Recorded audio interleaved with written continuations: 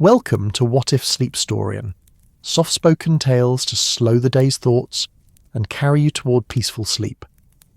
Before we begin, tell me where in the world you're listening from tonight, and, if you wish, what's on your mind.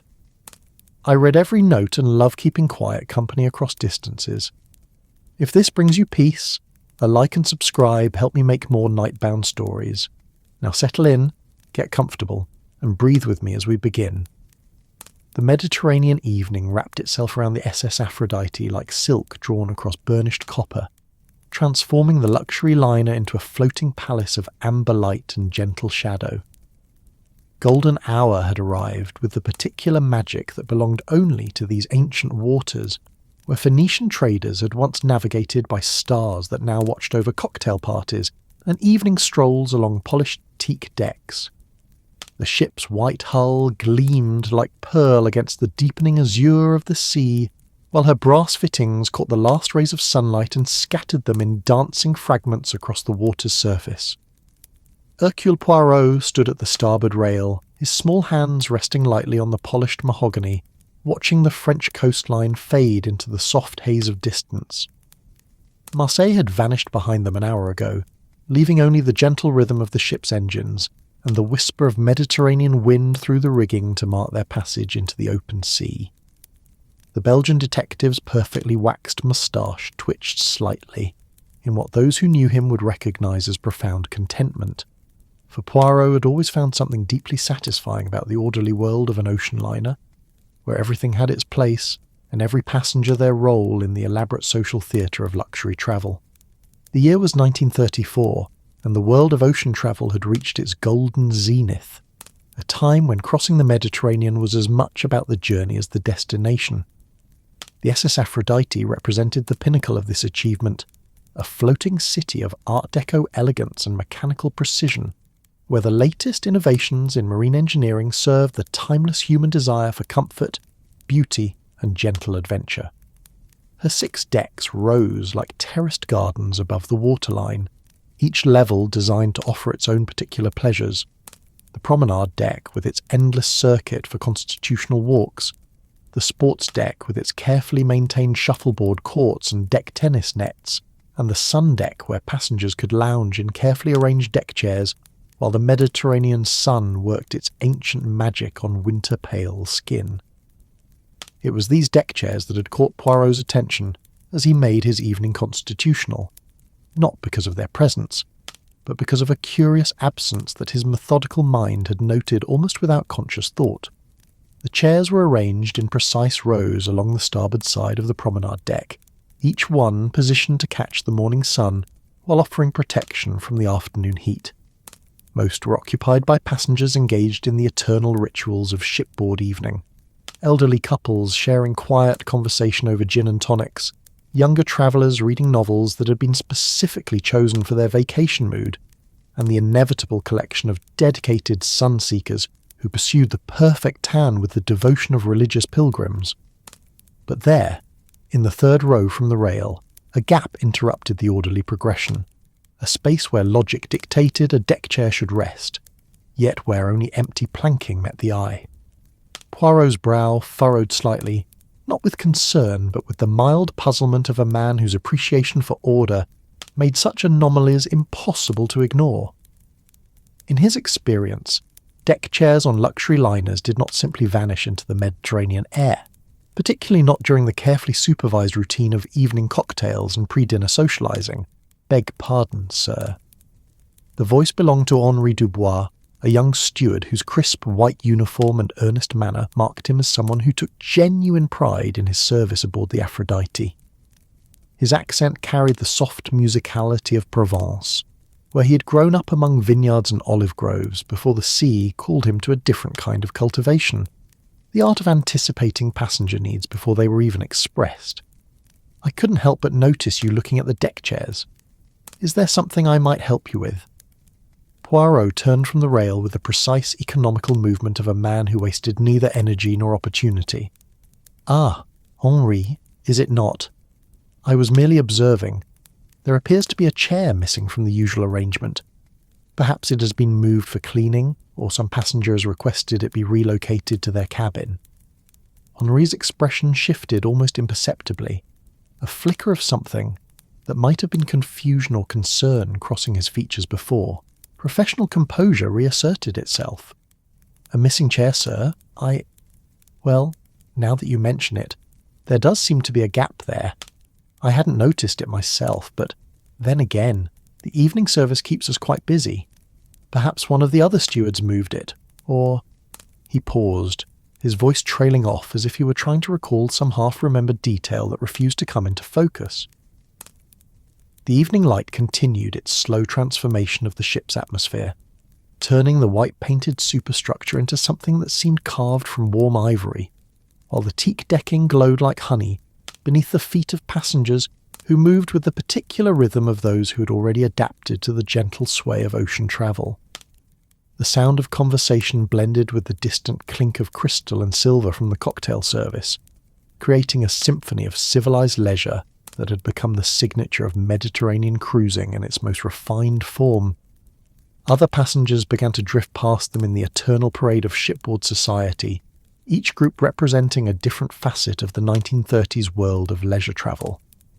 There was Mrs. Evangeline Blackwood, a widow of perhaps 55 whose dramatic choice in evening wear, a flowing cape that caught the Mediterranean breeze like something from a romantic novel, suggested someone who had embraced the freedom that travel could provide to those seeking escape from the constraints of conventional life.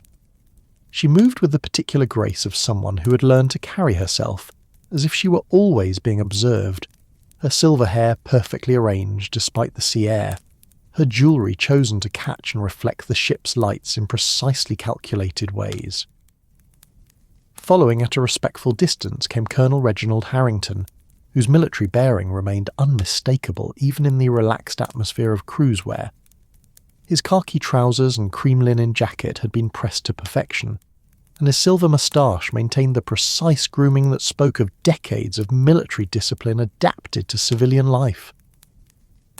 The colonel's eyes swept the deck with the automatic surveillance of a man trained to assess terrain and personnel, though his target now was more likely to be a compatible bridge partner than an enemy position. More intriguing to Poirot's practiced observation was the man who walked alone near the port rail, seemingly absorbed in a leather-bound notebook that he consulted frequently, while making small, precise marks with a fountain pen. This passenger, whose name Poirot recalled from the passenger manifest as Mr. Nathaniel Viridian, possessed the particular combination of nervous energy and deliberate mystery that often indicated someone travelling for reasons more complex than simple pleasure. His clothing was expensive but not ostentatious, his manner polite but not particularly social, and his habit of checking his pocket watch every few minutes suggested someone operating under constraints that the other passengers did not share. "Tell me, Henri," Poirot continued in the gentle tone that he had perfected for extracting information without seeming to interrogate, "do you perhaps remember which passenger typically occupied that missing chair? It is curious, you understand. I have observed that most travellers develop quite strong preferences for their particular spot on deck. It becomes, how do you say, their territory during the voyage."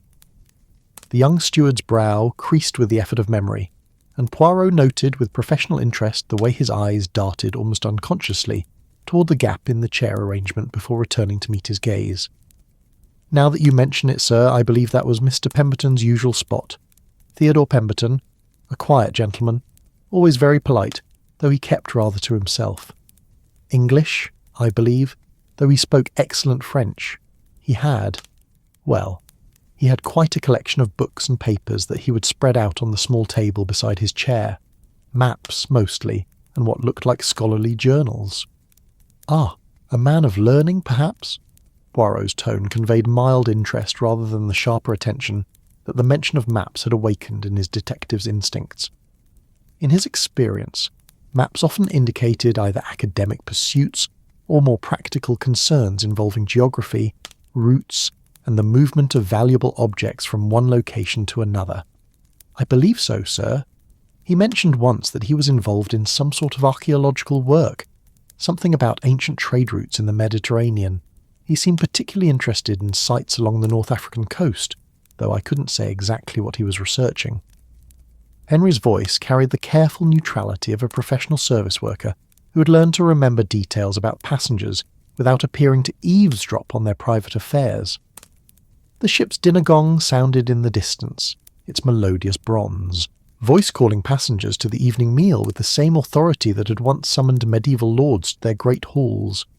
The sound seemed to release something in the evening air, as passengers began to move with more purpose toward the grand staircase that led to the dining salon, their conversation shifting from the languid pace of cocktail hour to the more animated anticipation of the elaborate meal service that was one of the Aphrodite's greatest attractions.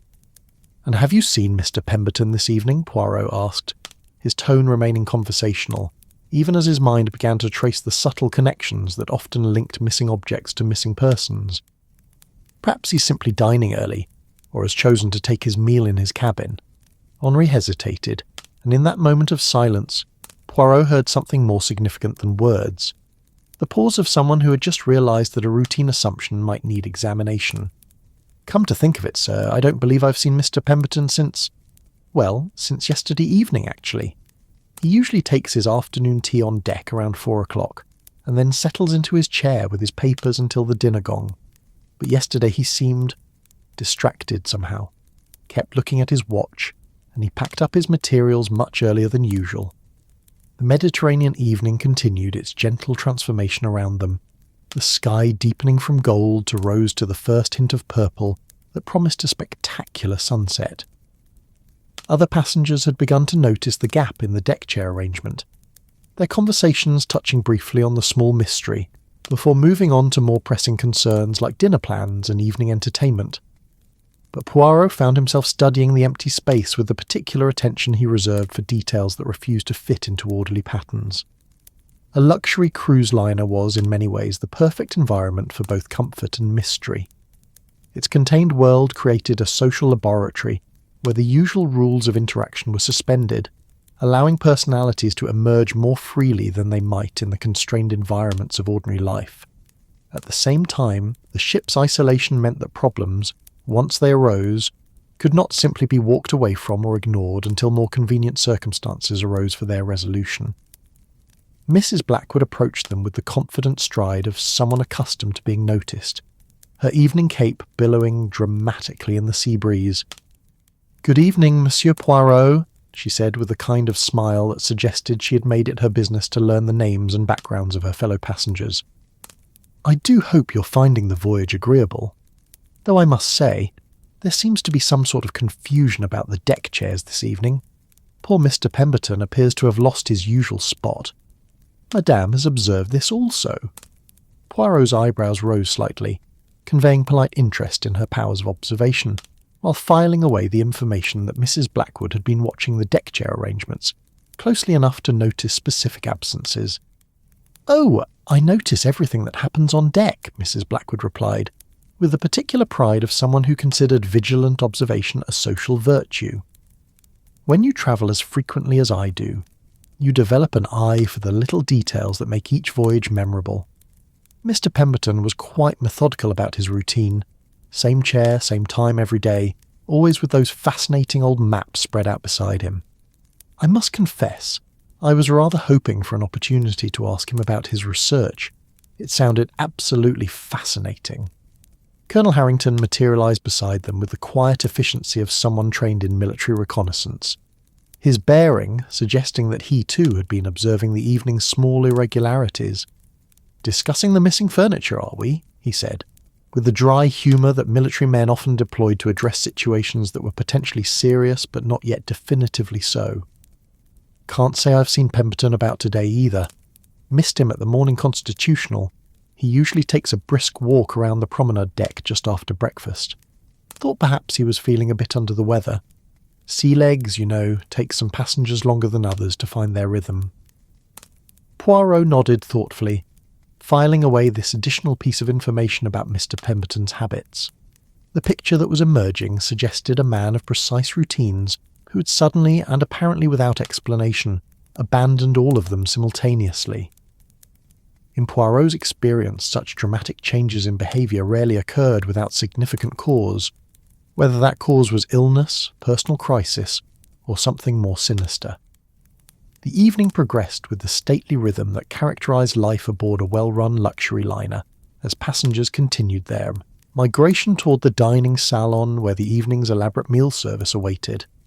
The Aphrodite's dining room was a marvel of Art Deco design, its columns and ceiling decorations creating an atmosphere that combined the grandeur of a classical temple with the sleek modernity that defined sophisticated travel in the 1930s. Crystal chandeliers cast warm light over tables set with the finest china and silver, while the ship's orchestra provided a musical backdrop that enhanced conversation without overwhelming it. Yet even as Poirot made his way toward dinner, exchanging polite greetings with fellow passengers and admiring the ship's elegant appointments, part of his mind remained focused on the small mystery of the missing deck chair and its absent owner. Theodore Pemberton had clearly been a man of scholarly interests and regular habits, someone whose presence on the ship had been sufficiently noticeable that multiple passengers had remarked on his absence.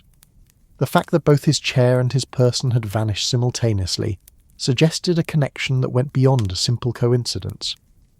As he took his assigned seat at the captain's table, an honour that reflected both his reputation and his status as one of the ship's most distinguished passengers, Poirot found himself studying his dinner companions with renewed interest. Mrs. Blackwood had changed into an elaborate beaded gown that caught the dining room's lights like captured starlight, while Colonel Harrington maintained his military precision even in evening wear. Mr. Viridian occupied a table across the room, still consulting his notebook between courses and checking his pocket watch with the same nervous frequency that had marked his deckside behaviour Captain Alessandro Fortuna, whose weather-beaten face and steady hands spoke of decades spent navigating these ancient waters, presided over the table with the easy authority of someone who understood that a ship's social atmosphere was just as important as its mechanical operation. His English carried the musical accent of someone born to Mediterranean traditions, but educated in international waters, and his manner combined professional competence with the warmth that made passengers feel welcomed rather than merely transported. "I trust everyone is finding the voyage to their satisfaction?" the captain inquired as the first course was served, a delicate Mediterranean fish preparation that seemed to capture the essence of the sea in its subtle flavours and elegant presentation. The weather reports continue to be favourable, and we should have smooth sailing all the way to Alexandria. The conversation that followed touched on the usual topics of shipboard dinner conversation: the quality of the cuisine, the ship's appointments, the various ports of call that lay ahead, and the remarkable clarity of the stars that would become visible once full darkness fell over the Mediterranean. Yet Poirot noticed that despite the general atmosphere of contentment, there was an undercurrent of unease among some of the passengers, glances exchanged, conversations that seemed to pause just as they might have become interesting, and the kind of nervous energy that often indicated secrets being carefully maintained. As the evening meal progressed through its elaborate courses, each one accompanied by wines selected to complement both the food and the ship's international character, Poirot found himself reflecting on the particular dynamics that emerged when diverse groups of people were brought together in the contained environment of ocean travel. The ship became a temporary community where strangers were thrown into intimate proximity, where the usual social barriers were both relaxed and intensified, and where the romance of travel could either mask or magnify the kinds of tensions that existed in any group of human beings sharing limited space. The missing deck chair had become in his mind a symbol of something larger, a disruption in the carefully maintained order that allowed civilized people to travel together in harmony. Whether that disruption represented simple misunderstanding, personal crisis, or something more troubling remained to be determined. But Poirot's instincts, honed by years of observing human nature in all its complexity, suggested that the mystery of Theodore Pemberton and his vanished chair would require more than casual inquiry to resolve. After dinner, as passengers dispersed to enjoy the ship's evening entertainments, some gathering in the salon for bridge or conversation, others taking romantic strolls on the moonlit decks, Poirot chose to return to the promenade deck, where the mystery had first presented itself. The Mediterranean night had transformed the ship into something almost magical, her lights reflected in the dark water like fallen stars, her superstructure outlined against a sky where the first real stars were beginning to emerge with a crystalline clarity that could only be found far from the light pollution of cities. The deck chairs remained in their orderly rows, but the gap where Theodore Pemberton's chair should have been seemed more pronounced in the romantic lighting, as if the missing piece of furniture had somehow become a missing piece of the ship's social puzzle. Poirot stood at the rail where he had begun his evening, listening to the gentle sound of water against the hull, and the distant murmur of conversation from passengers who had chosen to extend their evening under the Mediterranean stars. Henry appeared beside him again, this time carrying a tray of empty glasses from the evening's cocktail service. "Still thinking about that missing chair, sir?" he asked, with the intuitive understanding that good service personnel developed for reading their passengers' preoccupations. "Indeed," Poirot replied softly, his voice blending with the night sounds of the ship in motion. "It is curious, is it not, how small mysteries can capture the attention more completely than larger, more obvious problems? A missing chair should be a trivial matter, easily explained and quickly resolved. Yet when it is connected to a missing person... You think something has happened to Mr. Pemberton?"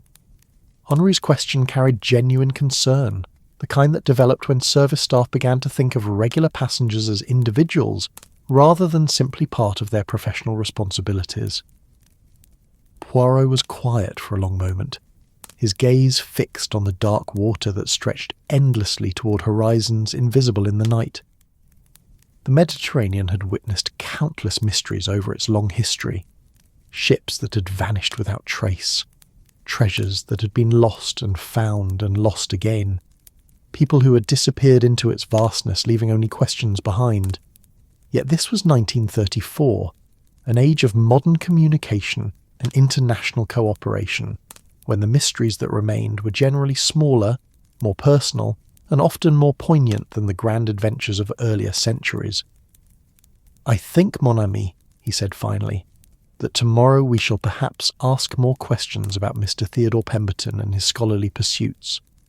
A man who disappears simultaneously with his deck chair has, how do you say, created a puzzle that demands solution, and Hercule Poirot has never been able to resist a puzzle, particularly one that emerges in such charming surroundings." The evening continued around them with the gentle rhythm that marked time aboard a well-run ship, as passengers gradually dispersed to their cabins, and the Mediterranean night settled over the Aphrodite like a blanket woven from starlight and sea spray. But in Poirot's methodical mind, the pieces of a mystery had begun to arrange themselves in patterns that would, with patience and careful observation, eventually reveal the truth behind Theodore Pemberton's disappearance and the curious case of the missing deck chair that had started it all. The ship sailed on through the peaceful night, carrying its passengers toward whatever adventures awaited them in the ancient ports of the Mediterranean, while somewhere in the darkness, the truth about one scholarly passenger and his vanished chair waited to be discovered by a detective who understood that the smallest mysteries often revealed the largest truths about human nature and the complex motivations that drove people to extraordinary actions in ordinary circumstances. Dawn arrived over the Mediterranean with the gentle persistence of a master painter working in watercolours, each brushstroke of light adding depth and warmth to a canvas that seemed infinite in its possibilities. The sea had calmed during the night hours, transforming from the wine-dark mystery of evening into a surface that caught and scattered the morning light, like countless diamonds scattered across blue silk.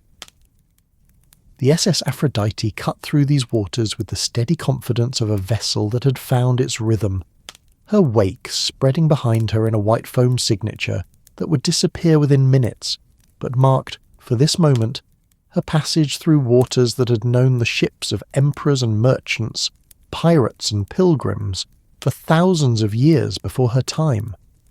Hercule Poirot emerged from his cabin precisely at 7 o'clock, as was his invariable custom, regardless of the circumstances of travel or the latitude of his location. His morning routine aboard ship had been adapted to accommodate the limitations of shipboard life, while maintaining the essential elements that prepared his mind for the day's challenges. His moustache had been waxed to perfection, his clothing pressed despite the humid sea air, and his small notebook already contained the carefully written observations from the previous evening that would guide his investigation into the mystery of Theodore Pemberton and the missing deck chair. The promenade deck had taken on an entirely different character in the morning light, transforming from the romantic setting of evening strolls and cocktail conversations into a space dedicated to the more practical aspects of shipboard routine. Stewards moved with quiet efficiency, polishing brass fittings that gleamed like mirrors in the strengthening sun, while other crew members attended to the endless maintenance tasks that kept a luxury liner functioning at the level of perfection that passengers expected but rarely noticed.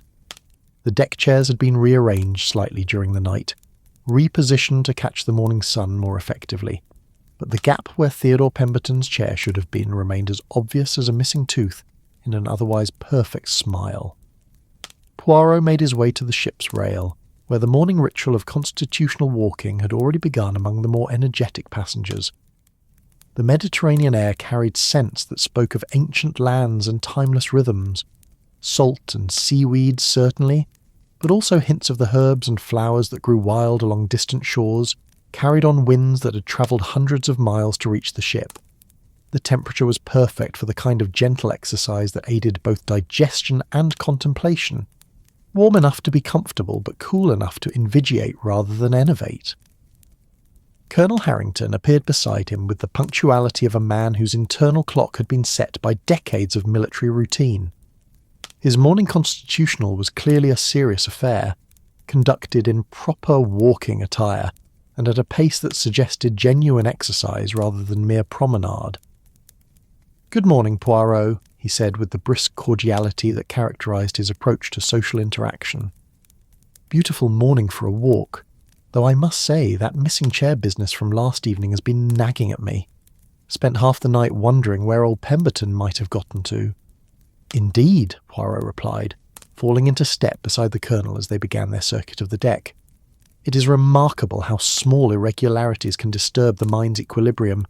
A ship is, after all, a place where order must be maintained absolutely. Any deviation from expected patterns becomes, magnified in its significance." Their conversation was interrupted by the appearance of Henri, who approached them with the particular combination of deference and urgency that marked a crew member who had discovered something requiring passenger attention.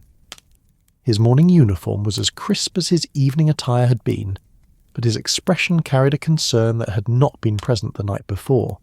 "Excuse me, gentlemen," Henri said, his slight accent adding a musical quality to words that carried underlying tension. "Monsieur Poirot, you were asking last evening about Mr. Pemberton. I've been making inquiries among the other stewards, and I'm afraid the situation may be more unusual than we initially thought." Poirot stopped walking, his attention focusing with the intensity of a man who understood that information gathered in the first hours of an investigation often proved crucial to its resolution. "Please, Henri, tell us what you have discovered." "Well, sir, I spoke with Jacques, who is responsible for cabin service on B deck where Mr. Pemberton's quarters are located. According to Jacques, Mr. Pemberton has not slept in his cabin for 2 nights. The bed has not been disturbed, and his evening clothes from the day before yesterday are still laid out exactly as Jacques arranged them for the evening meal service." Colonel Harrington's eyebrows rose sharply. 2 nights? But that would mean he's been missing since before the chair disappeared. Are you certain of this information? Henri nodded with the careful precision of someone who understood the seriousness of what he was reporting.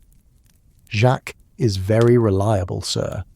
He takes great pride in his service, and he would certainly have noticed if a passenger had not returned to his cabin. What's more, the night steward who monitors the corridors during the evening hours reports that he has not seen Mr. Pemberton since Tuesday evening, when he was observed returning to his cabin around 10 o'clock after the evening entertainment."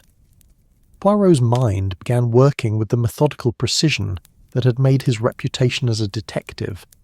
2 pieces of information had emerged that transformed the missing deck chair from a minor shipboard mystery into something potentially more serious.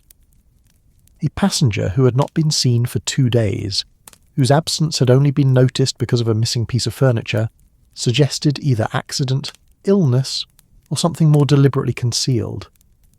"Has anyone attempted to contact Mr. Pemberton directly?" Poirot asked. "Perhaps he's simply indisposed in his cabin, or has chosen to take his meals privately." "That was my first thought as well, sir," Henri replied. But Jacques reports that when he knocked this morning to offer breakfast service, there was no response. He used his master key to check the cabin, following standard procedure for passenger welfare, and found it empty. No signs of recent occupancy, no personal items disturbed since Tuesday evening. The three men continued their slow progress around the deck, but the morning constitutional had transformed into something more purposeful, a mobile conference where information could be exchanged away from the ears of other passengers who might be alarmed by news of a missing traveller. The Mediterranean morning continued its spectacular display around them, with the sun climbing higher in a sky that promised another perfect day for cruising. But the beauty of their surroundings had taken on a slightly ominous quality, now that it concealed rather than revealed the truth about one of their fellow passengers. "Tell me, Henri," Poirot continued, "what do you know of Mr. Pemberton's habits and associations aboard ship? Did he take his meals regularly in the dining salon, or did he prefer privacy? Did he participate in the ship's social activities, or was he more solitary in his preferences?" "Mr. Pemberton was quite regular in his routine, sir, but he was not what you would call a social passenger. He took breakfast in the dining salon each morning at precisely 8 o'clock, usually alone, though he was unfailingly polite to other passengers who spoke with him. He spent most of his days on deck with his books and papers, as you observed. Lunch he often skipped entirely, preferring to work through the afternoon, and dinner he attended regularly but quietly. He seemed, how should I put it, preoccupied with his research." Colonel Harrington nodded thoughtfully. "Yes, that matches my observations as well. Pleasant enough fellow when you encountered him, but clearly his mind was elsewhere most of the time. I did try to strike up a conversation with him on our second day out from Marseille, thought he might enjoy discussing his archaeological work, but he seemed rather guarded about it. Almost secretive, one might say. Secretive in what manner?" Poirot's question carried the particular tone that indicated information of potential significance. "Well, when I mentioned that I'd served in North Africa during my military days, and might be familiar with some of the sites he was researching, he became quite evasive. Changed the subject rather abruptly, in fact. At the time I thought perhaps he was simply protective of his academic work. You know how scholars can be about their research before publication. But looking back, there was something almost nervous about his reaction." The morning progressed with the stately rhythm that characterised shipboard life, as other passengers began to appear on deck for their own constitutional exercises or to claim their favourite spots for the morning sun. Mrs. Blackwood emerged from the grand staircase wearing a flowing morning dress that caught the Mediterranean breeze with theatrical effect, her silver hair arranged in a style that suggested considerable attention to appearance, even during the informal hours of shipboard routine. She spotted their group immediately and approached with the confident stride of someone who considered herself a central figure in any social gathering. "Good morning, gentlemen," she said, with a smile that managed to convey both warmth and a certain calculating interest in their conversation. "I do hope you've had better success than I in solving the mystery of our missing archaeologist. I've been asking among the other passengers, and it seems no one has seen poor Mr. Pemberton since Tuesday evening. Quite concerning, really. You've been making inquiries also, madam." Poirot's tone expressed polite interest while his mind filed away the information that Mrs. Blackwood had taken it upon herself to investigate Theodore Pemberton's disappearance. In his experience, passengers who involved themselves in such matters were motivated by either genuine concern or something more personal. "Oh, I have quite a gift for drawing people out in conversation," Mrs. Blackwood replied with the confidence of someone who prided herself on social skills. "It comes from years of travel, you understand. One learns to read people, to notice the little details that others might miss. And I must say, Mr. Pemberton's behaviour on Tuesday evening was rather odd. All three men focused their attention on her with the intensity of investigators who had just encountered a potential witness." "In what way odd, madame?" Poirot asked gently. "Well, I was taking my usual evening stroll around the promenade deck. I find the sea air so beneficial for sleep when I notice Mr. Pemberton at his usual spot with his papers. But instead of reading quietly as he normally did, he seemed quite agitated. He kept checking his watch, looking around as if he were expecting someone, and I distinctly saw him put several of his maps into a leather portfolio, which he then locked with a small key that he wore on his watch chain. "Did you observe if he met with anyone that evening?" Colonel Harrington inquired. "As a matter of fact, yes. Just as I was completing my second circuit of the deck, I saw him speaking with that rather mysterious gentleman, Mr. Viridian, I believe his name is. They had what appeared to be quite an intense conversation, though they kept their voices low. I couldn't help but notice that Mr. Viridian seemed very interested in the portfolio that Mr. Pemberton was carrying." Poirot exchanged a meaningful glance with Colonel Harrington. Mr. Nathaniel Viridian had been the passenger whose nervous behaviour and frequent watch-checking had caught their attention the previous evening. The revelation that he had been one of the last people to speak with Theodore Pemberton added a new dimension to the investigation. Did this conversation appear friendly or otherwise? Poirot asked carefully. Mrs. Blackwood paused, her expression taking on the thoughtful quality of someone attempting to recall precise details rather than general impressions. That's rather difficult to say, actually. Mr. Pemberton seemed reluctant somehow, as if he were being persuaded to do something he wasn't entirely comfortable with, and Mr. Viridian kept gesturing toward the ship's interior, as if he wanted Mr. Pemberton to accompany him somewhere. In the end, they did walk away together toward the grand staircase, though Mr. Pemberton looked back once at his deck chair arrangement, almost as if he were, well, this may sound dramatic, but almost as if he were saying goodbye to it. The information painted a picture that was becoming increasingly concerning. Theodore Pemberton, a scholarly passenger with secretive research interests, had been observed in what might have been a coercive conversation with a mysterious fellow traveller, after which he had disappeared completely, leaving behind only the absence of his customary deck chair to mark his vanishing. Henry had been listening to this exchange with growing unease. "Should we perhaps inform the captain of Mr. Pemberton's absence?" he asked. "There are protocols for missing passengers, though." He hesitated, clearly uncomfortable with the implications of what he was suggesting. "Indeed, there are protocols," Colonel Harrington agreed grimly, "and none of them are pleasant to contemplate. Passenger who goes missing at sea." He left the sentence unfinished, but the implications hung in the Mediterranean air like storm clouds gathering on a previously clear horizon. Poirot was quiet for several moments, his gaze fixed on the horizon where the morning sun was beginning to reveal the distant outlines of islands that had watched over these waters since long before the first human vessels had attempted their crossing. The investigation had moved beyond the realm of simple mystery into territory that might require official intervention, yet his instincts suggested that premature alarm might complicate rather than resolve the situation. "I think," he said finally, "that before we disturb the captain with concerns that may yet prove unfounded, we should perhaps examine Mr. Pemberton's cabin ourselves. With Henri's assistance and master key, naturally, and with the understanding that we are acting out of concern for a fellow passenger's welfare, rather than from mere curiosity." Henri nodded with obvious relief that someone was taking decisive action. "Of course, sir. I can arrange that immediately. Jacques is finishing his morning service rounds, but he could meet us at Mr. Pemberton's cabin in perhaps 20 minutes. As they made their way toward the grand staircase that would take them to the B-deck passenger accommodations, Poirot found himself reflecting on the particular challenges that shipboard investigations presented.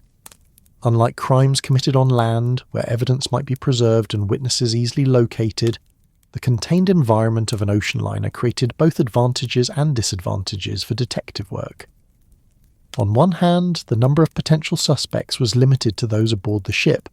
On the other hand, the very isolation that created this limitation also meant that if something had happened to Theodore Pemberton, the evidence might already be beyond recovery in the vast depths of the Mediterranean.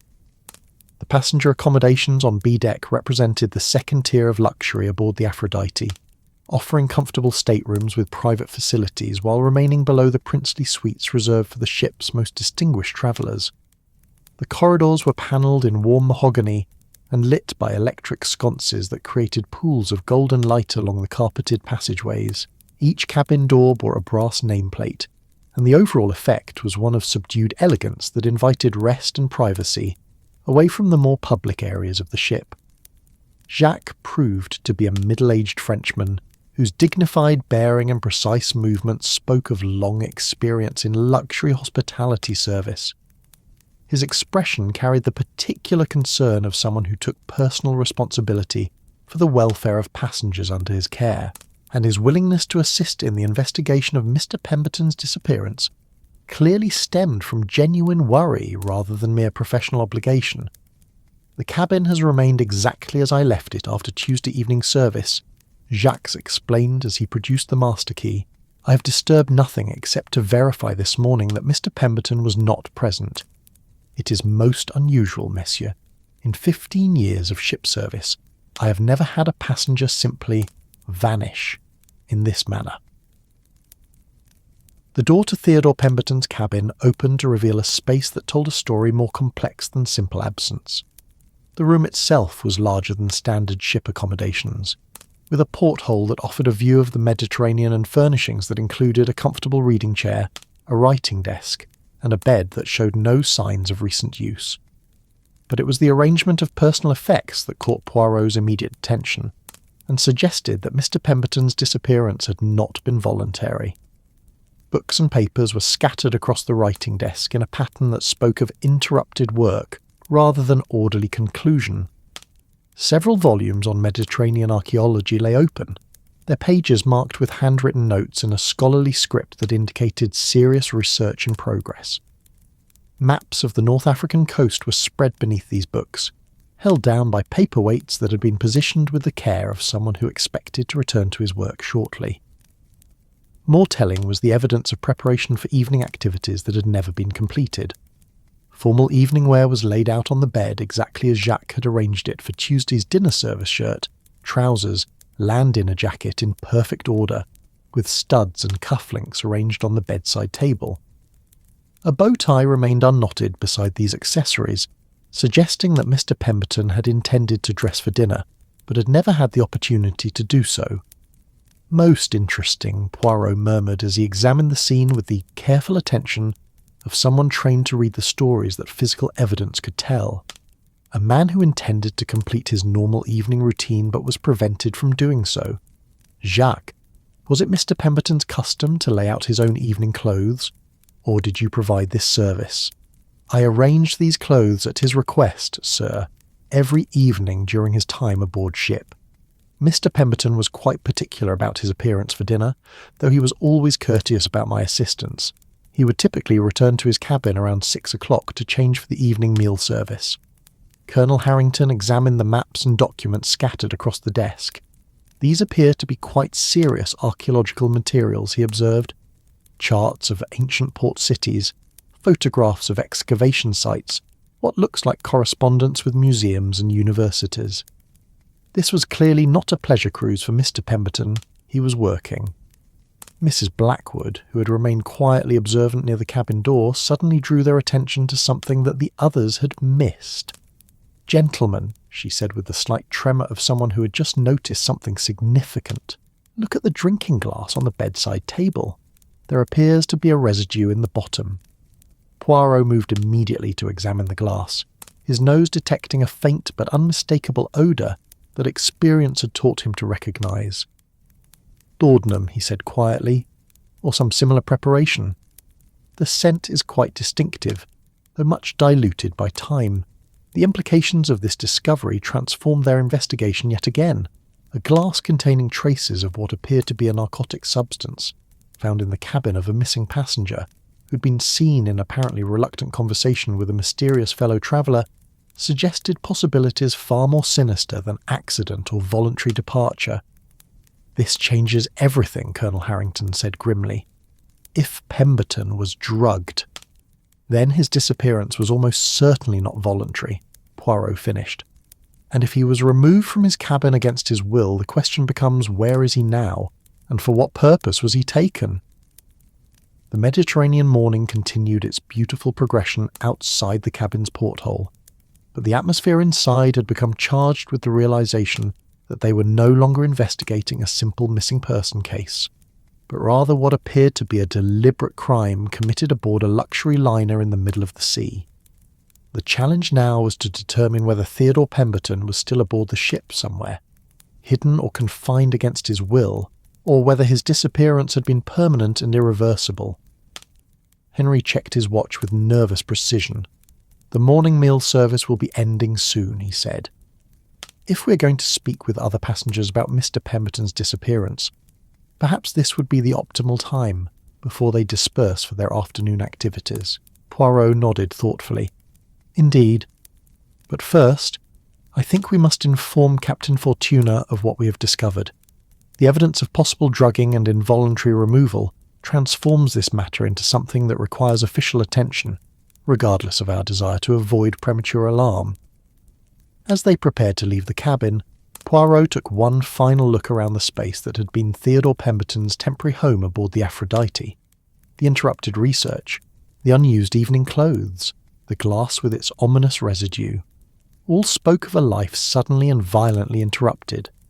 But somewhere in the pattern of evidence he sensed lay clues that would eventually lead to the truth about what had happened to the missing archaeologist and why someone had felt it necessary to make him disappear.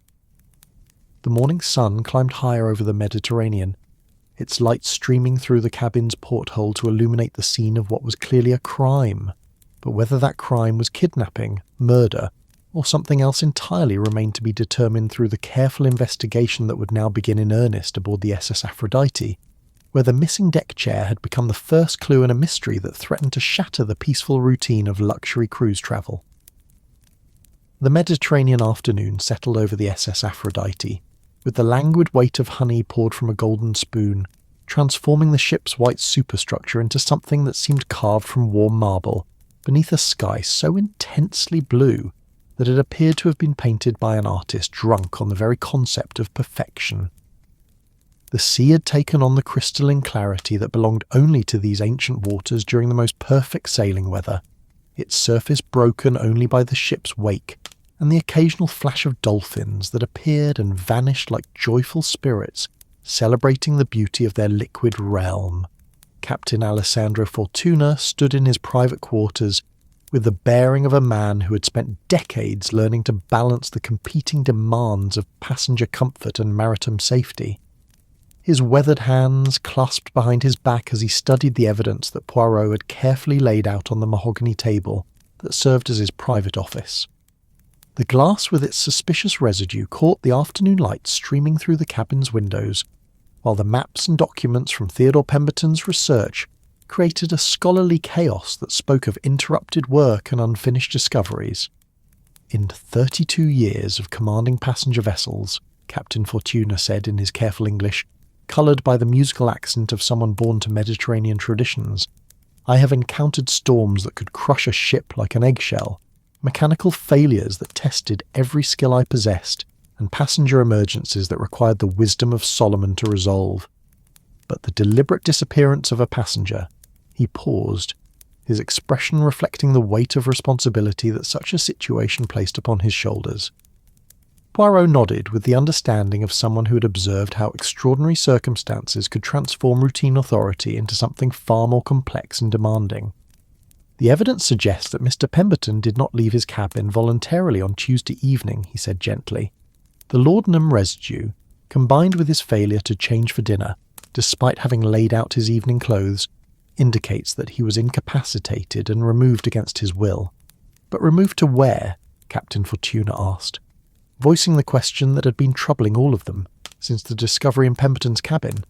"This ship has been searched from stem to stern as part of our regular safety inspections.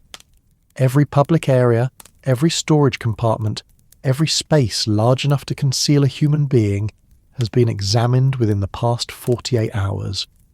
If Mr. Pemberton is aboard the Aphrodite, he is either very well hidden, or the alternative remained unspoken, but its implications hung in the afternoon air like storm clouds gathering over otherwise peaceful waters.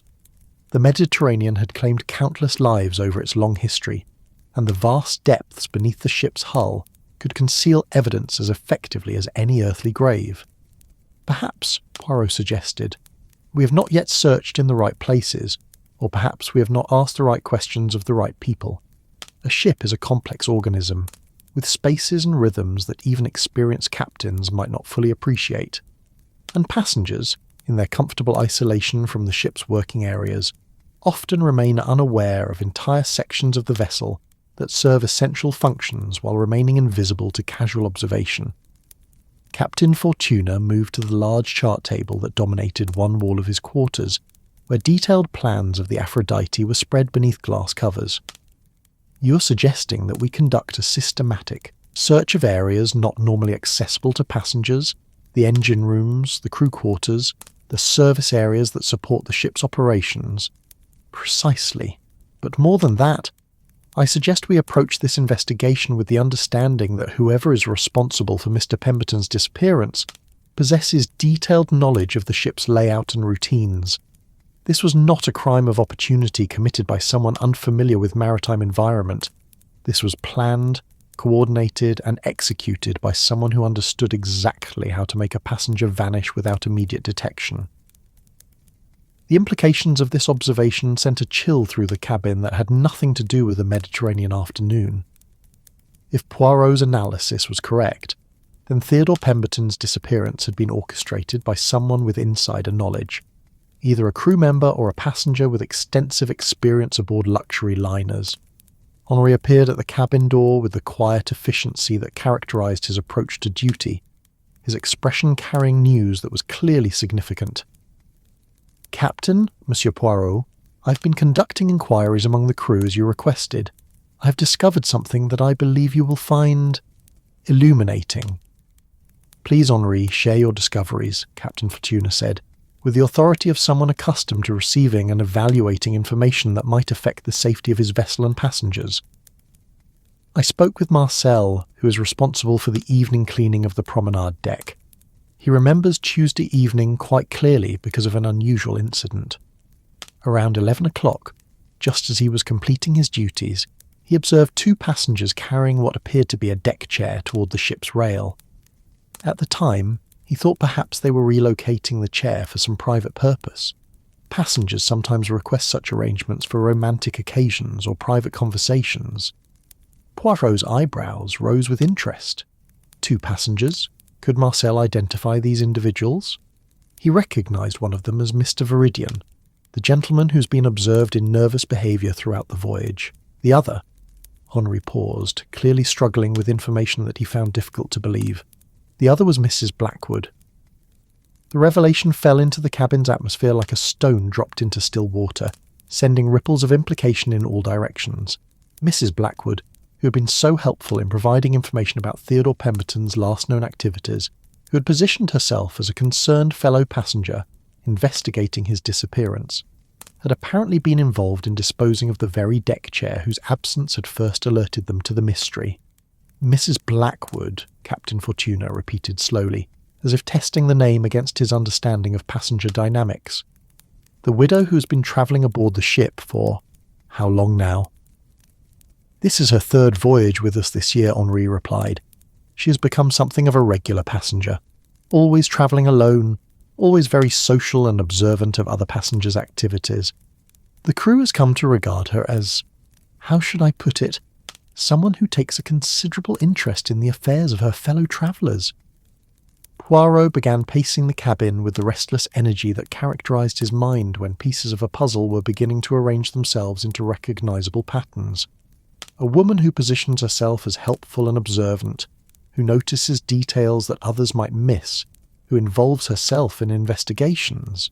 Such a person would be perfectly placed to direct attention away from her own activities while appearing to assist in uncovering the truth. "But what possible motive could Mrs. Blackwood have for harming Mr. Pemberton?" Captain Fortuna asked. From all accounts, they barely knew each other beyond the casual acquaintance that develops among passengers during cruise travel. But perhaps they knew each other better than appearances suggested," Poirot replied. "Or perhaps Mrs. Blackwood's interest in Mr. Pemberton was connected to his archaeological research, rather than to his person. You will recall that she seemed remarkably well informed about his scholarly activities for someone who claimed only casual acquaintance." The afternoon progressed with the stately rhythm that characterized life aboard a well-run ship, but beneath the surface calm, the investigation had taken on new urgency and direction. If Mrs. Blackwood and Mr. Viridian had indeed conspired to make Theodore Pemberton disappear, then the comfortable world of luxury cruise travel had concealed something far more sinister than anyone had imagined. Captain Fortuna made the decision that had been inevitable since the discovery of the laudanum-tainted glass. "I'm implementing emergency search protocols," he announced, with the authority of someone accustomed to making decisions that affected the lives of everyone under his command. "Every space aboard this vessel will be examined systematically, with particular attention to areas that might serve as temporary confinement for someone being held against their will." The search that followed was conducted with the methodical precision that characterized all aspects of the Aphrodite's operations, but with an urgency that reflected the possibility that Theodore Pemberton might still be alive somewhere within the ship's complex interior. Crew members who knew every bolt and rivet of the vessel led the investigation through spaces that passengers never saw. The engine rooms with their massive machinery and constant noise, the storage areas where supplies for the voyage were carefully organised and secured, the crew quarters where off-duty personnel rested between their periods of service. Poirot accompanied the search teams with the particular attention of someone who understood that evidence might be found in the smallest details overlooked by others.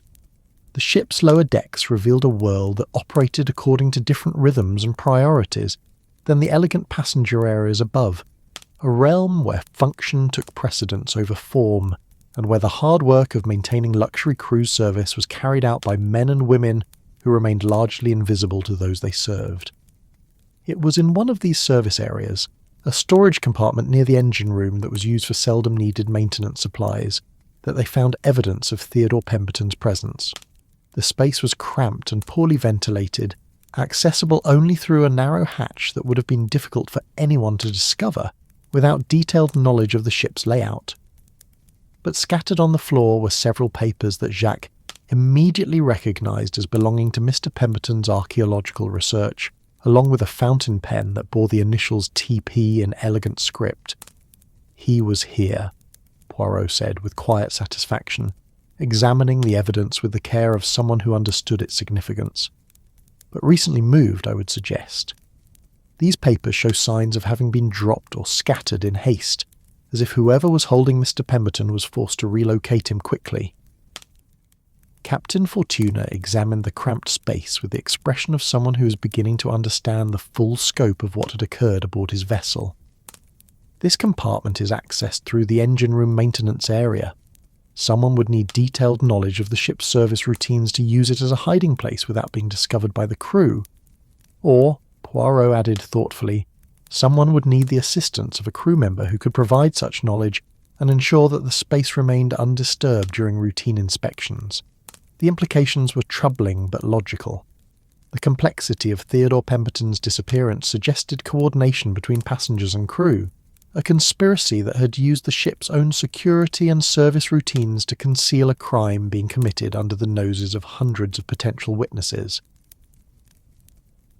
As the afternoon search continued, Poirot found himself studying the psychology of shipboard crime with the analytical approach that had served him well in previous investigations. A luxury liner presented unique opportunities for criminal activity precisely because of the trust and routine that made civilized travel possible.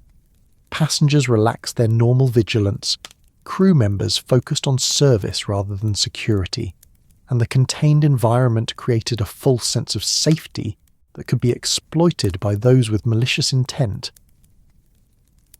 The search of Mr. Viridian's cabin, conducted with his reluctant permission and Captain Fortuna's authority, revealed additional pieces of the puzzle that was Theodore Pemberton's disappearance. Hidden beneath apparently innocent travel documents were copies of archaeological survey maps that corresponded exactly to those found in Pemberton's research materials, along with correspondence that suggested involvement in the international antiquities trade that operated in the grey areas between legal scholarship and profitable smuggling. Mr. Viridian, Poirot observed as they examined this evidence, appears to have been very interested in Mr. Pemberton's research for reasons that had little to do with academic curiosity. These letters suggest coordination with buyers who specialise in artefacts of questionable provenance. Mr. Viridian himself had vanished from the ship's public areas, a disappearance that suggested either guilt or fear of discovery. The crew's search for him revealed that he had not been seen since the previous evening, when several passengers had observed him in apparently agitated conversation with Mrs. Blackwood near the ship's library. 2 missing passengers, Captain Fortuna said grimly, or perhaps 1 missing passenger, and one who has decided that discretion is the better part of valour in the face of investigation. The afternoon sun began its slow descent toward the Mediterranean horizon, painting the sky in shades of gold and rose that would have been breathtaking under other circumstances. But aboard the Aphrodite, the beauty of the setting was overshadowed by the growing realization that the ship harboured secrets darker than anyone had imagined when the voyage began. It was Henri who provided the breakthrough that would transform their investigation from systematic search to focused rescue operation. His network of contacts among the crew had uncovered information from Rosa, one of the laundry workers who operated in the ship's lower service levels during the overnight hours when passengers were asleep and the vessel's maintenance routines could be conducted without disruption. Rosa reports that for the past 2 nights, she has heard sounds from the forward storage area that she described as unusual, Henry explained as they gathered in Captain Fortuna's quarters to evaluate the day's discoveries. Sounds that might have been someone moving around in spaces that should have been empty, or perhaps someone trying to communicate despite being unable to speak loudly. Forward storage, Captain Fortuna repeated, consulting his ship's plans. That area is used primarily for bulk supplies and equipment that won't be needed until we reach port. It would be isolated from normal crew traffic, but accessible to someone who knew the service corridors. Poirot studied the ship's layout with the intensity of someone who understood that they were approaching the resolution of a mystery that had tested all their investigative skills. If Mr. Pemberton is being held in the forward storage area, then whoever is responsible has been moving him systematically to stay ahead of our search. But now, perhaps, they have run out of options for concealment. The rescue operation that followed was conducted with the careful coordination that characterized all emergency procedures aboard a well-run vessel, but with the additional tension that came from not knowing whether they would find Theodore Pemberton alive or whether their investigation had come too late to prevent tragedy. The forward storage area proved to be a maze of compartments and corridors that served the ship's operational needs while remaining completely hidden from passenger areas. It was here, in a space normally used for storing deck equipment during rough weather, that they found Theodore Pemberton alive, but clearly suffering from the effects of prolonged confinement and intermittent drugging. The reunion was both joyful and sobering, as Pemberton's condition revealed the seriousness of what had been done to him. He was conscious but disoriented, able to communicate but clearly affected by whatever substances had been used to keep him compliant during his captivity. His first coherent words were a warning about his research materials and the people who had taken him, confirming Poirot's deductions about the motives behind his disappearance. "The maps," Pemberton whispered, as the ship's doctor examined him in the privacy of the medical facility. They wanted the maps. The location of the excavation site, said they had buyers waiting, would pay handsomely for advance information about archaeological discoveries before they became public knowledge. As medical attention restored Theodore Pemberton to fuller consciousness, the full scope of the conspiracy became clear.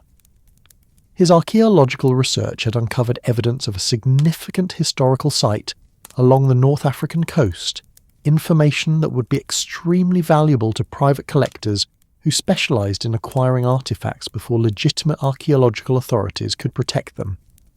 Mrs. Blackwood and Mr. Viridian had been working together to obtain this information, using the contained environment of the cruise ship to isolate Pemberton from help, while they attempted to coerce him into revealing the site's location. The Mediterranean evening settled over the Aphrodite with the gentle beauty that had marked every day of their voyage, but the ship's atmosphere had been transformed by the knowledge that even in the most civilized circumstances, human nature could reveal depths of greed and ruthlessness that threatened the safety and trust that made community possible. Yet there was also satisfaction in the knowledge that careful observation, methodical investigation, and the cooperation of the good people had prevented tragedy and brought justice to those who had attempted to profit from knowledge that belonged to humanity rather than to private interests. As Captain Fortuna began the legal procedures necessary to deal with crimes committed in international waters, and as Theodore Pemberton recovered under medical supervision, Poirot found himself reflecting on the curious chain of events that had begun with a missing deck chair, and culminated in the rescue of a man whose only crime had been the pursuit of knowledge about humanity's ancient past. The missing deck chair, thrown overboard to eliminate evidence of Theodore Pemberton's presence on deck during his last evening of freedom, had become the thread that, when pulled carefully, had unravelled an entire conspiracy. It was a reminder that in detective work, as in archaeology, the smallest artefacts often revealed the largest truths about human behaviour and the complex motivations that drove people to extraordinary actions in both ancient and modern circumstances. Evening approached the Mediterranean with the measured grace of a master painter, applying the final touches to a masterpiece, transforming the endless expanse of water into a canvas of deep sapphire, touched with threads of gold and rose that seemed to pulse with the ancient rhythms of tide and time. The SS Aphrodite sailed through these beauteous waters with renewed purpose now that the mystery of Theodore Pemberton's disappearance had been resolved, yet the ship's atmosphere carried an undercurrent of tension that spoke to the unfinished business of justice and the necessity of confronting those who had turned luxury travel into an opportunity for criminal enterprise. In the ship's medical facility, Theodore Pemberton rested under the careful attention of Dr. Matthews, whose 30 years of maritime medical service had prepared him for everything from seasickness to serious injuries, but rarely for cases involving deliberate poisoning and kidnapping. The archaeologist's recovery was progressing steadily as the effects of prolonged drugging gradually cleared from his system, allowing him to piece together the details of his ordeal with increasing clarity and coherence. The laudanum was administered in my evening coffee, Pemberton explained to Poirot and Captain Fortuna, his voice still carrying the weakness that came from days of chemical suppression but gaining strength with each hour of freedom. Mrs. Blackwood approached me during my usual deck reading time on Tuesday evening, carrying a service tray with what she claimed was a gesture of hospitality. Coffee prepared in the French manner, she said, as a way of welcoming a fellow scholar to the civilized pleasures of Mediterranean travel. Poirot nodded with the satisfaction of someone whose deductions were being confirmed by direct testimony. "And you accepted this coffee without suspicion, naturally."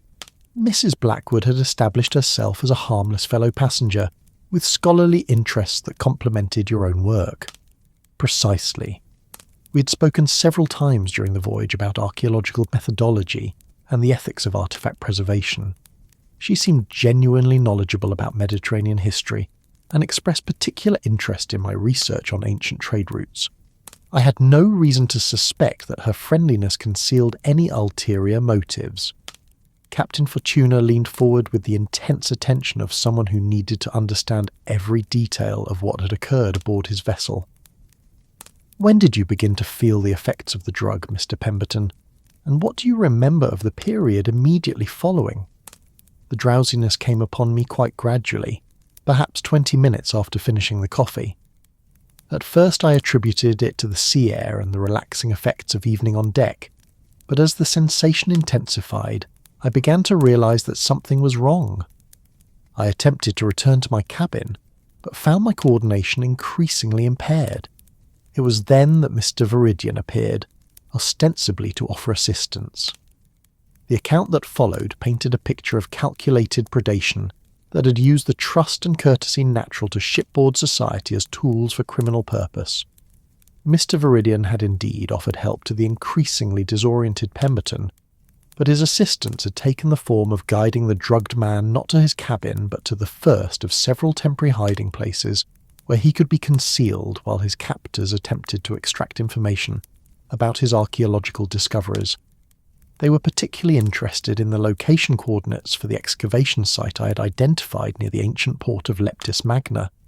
Pemberton continued, his academic precision reasserting itself as his mental clarity returned. The site contains what appears to be an intact merchant's warehouse from the 2nd century, with artifacts that could revolutionize our understanding of Mediterranean trade relationships. But more importantly from their perspective, it contains items that would be extraordinarily valuable to private collectors willing to purchase illegally obtained antiquities. Dr. Matthews checked his patient's pulse and blood pressure with the methodical care that characterised good medical practice, his expression reflecting both professional satisfaction with Pemberton's recovery and personal outrage at the treatment that had been inflicted upon him. The repeated administration of laudanum over several days could have had serious, long-term effects, he observed grimly. These people were playing with Mr. Pemberton's life as casually as they were manipulating his research. The conversation was interrupted by Henri, who appeared at the medical facility door with news that had clearly shaken his normally composed demeanour. "Captain, Monsieur Poirot," he said with the urgency of someone bearing information that could not wait for more convenient circumstances. "Mrs. Blackwood has been located. She's in the ship's library, and she is requesting to speak with you immediately. She claims—" He paused, clearly struggling with the implications of what he was about to report. "She claims that she wishes to make a full confession." The library of the SS Aphrodite represented one of the ship's most elegant public spaces, designed to provide passengers with a quiet retreat where they could pursue reading and contemplation away from the more social areas of shipboard life. Mahogany shelving lined the walls from floor to ceiling, filled with carefully selected volumes that reflected both classic literature and contemporary works chosen to appeal to the educated travellers who formed the ship's typical clientele. Comfortable leather chairs were arranged in intimate groupings that encouraged either solitary reading or quiet conversation, while tall windows offered views of the Mediterranean that served as inspiration for those whose literary pursuits had turned toward composition rather than consumption. Mrs. Evangeline Blackwood sat in one of these chairs with the composed dignity of someone who had made a difficult decision and was prepared to accept its consequences. Her dramatic evening attire had been replaced by simpler travelling clothes, and her silver hair was arranged with less theatrical flair than had characterised her appearance throughout the voyage. Yet there remained something essentially performative about her bearing, as if even in confession she could not entirely abandon the role she had been playing for the benefit of her fellow passengers. "Gentlemen," she said as Poirot and Captain Fortuna entered the library, her voice carrying the particular weariness of someone who had carried a heavy secret for too long. "I believe it is time for me to explain my actions during this voyage, and to accept responsibility for the harm that has been done to Mr. Pemberton." Poirot settled into the chair across from her with the patience of someone who understood that confessions, like good stories, required time and careful attention to develop properly. "We are prepared to listen, Madame, and to understand the circumstances that led you to participate in such a serious crime."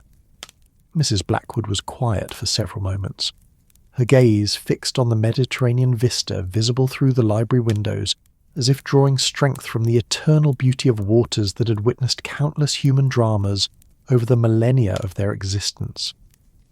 When she spoke, her voice carried the complex mixture of regret and defiance that often characterized people who had committed acts that they simultaneously deplored and felt compelled to justify.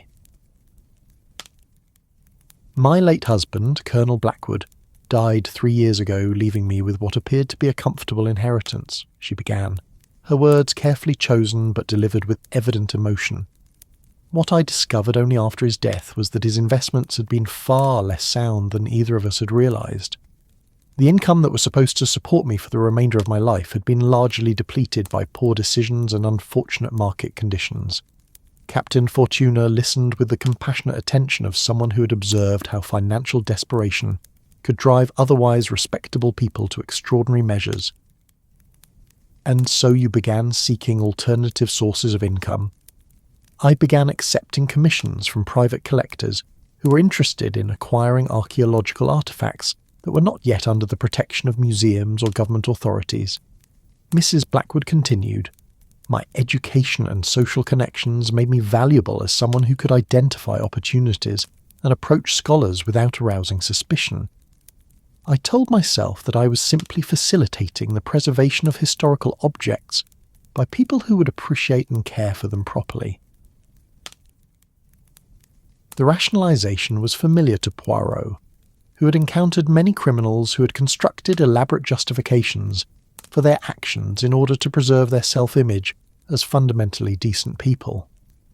"And Mr. Viridian?" he was your partner in these facilitation activities. Nathaniel Viridian represents a network of buyers who specialise in Mediterranean antiquities. He had been tracking Mr. Pemberton's research for several months, waiting for an opportunity to gain access to his discoveries before they became public knowledge. When I learned that Mr. Pemberton would be travelling aboard the Aphrodite, I arranged to book passage on the same voyage. The picture that emerged was one of calculated predation that had used the relaxed atmosphere of cruise travel to create opportunities for criminal enterprise. Mrs. Blackwood had indeed positioned herself as a helpful fellow passenger, but her friendliness had been designed to gather intelligence about Pemberton's work and to identify the best method for extracting information from him. The laudanum was Mr. Viridian's suggestion, she continued, her voice taking on a defensive quality that suggested she was still attempting to minimise her own culpability. He claimed it would simply make Mr. Pemberton more cooperative, more willing to share information about his research. I never intended for the situation to become as prolonged as it did. Poirot exchanged a meaningful glance with Captain Fortuna. The progression from rational criminal planning to prolonged kidnapping often followed such patterns, where each step seemed logical to the perpetrators, even as the overall situation spiraled beyond their control and moral comprehension. "And the deck chair?" Poirot asked gently. "Why was it necessary to dispose of this particular piece of evidence?"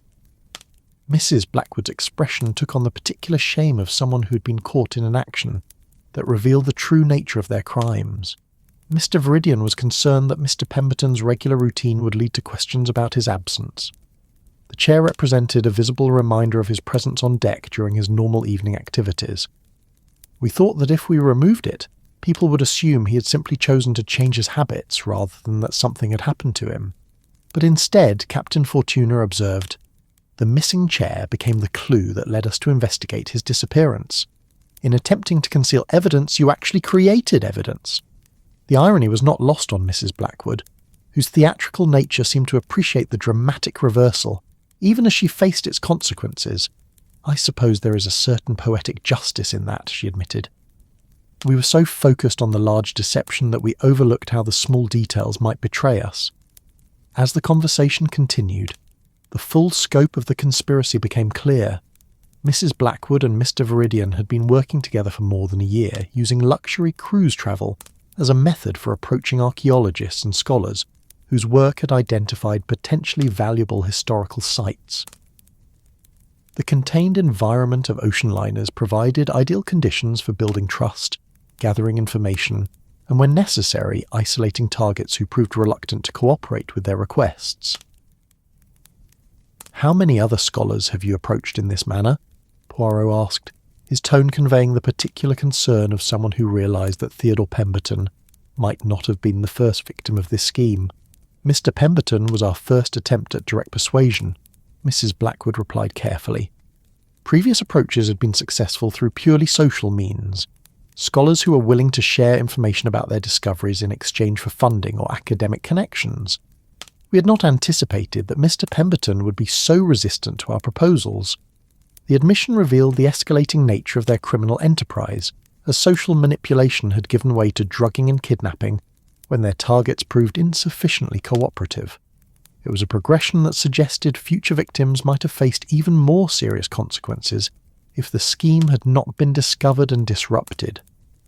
Henry appeared in the library doorway with the news that Mr. Viridian had been located in one of the ship's service areas, apparently attempting to access the ship's communication equipment in order to contact his network of buyers and warn them about the exposure of their operation.